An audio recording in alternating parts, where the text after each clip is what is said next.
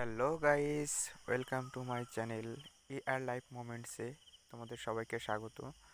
আজকে আমি যাচ্ছি চাকদাতে মাসিমণির সাথে পত্র কিনতে। আর আমি টিকিটটা কেটে নিলাম। টিকিটটা কেটে যাওয়ার সময় দেখলাম স্টেশনে লিচুর আহ, নিয়ে বসে আছে একটা আঙ্কেল।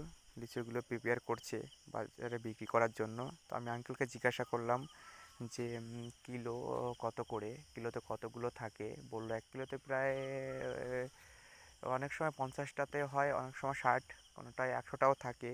আর যেহেতু খুব দাম এখন, আর এই ট্রেনের মধ্যে একটা বাচ্চার সঙ্গে আমার একটু খুনসুটি হয়ে গেল।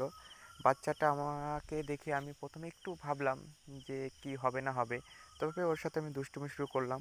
পরে দুষ্টুমি শুরু করতে করতে দেখি ও আমার দিকে উম, আসলো এবং হেসে খুব একটা সুন্দর হাসি দিল।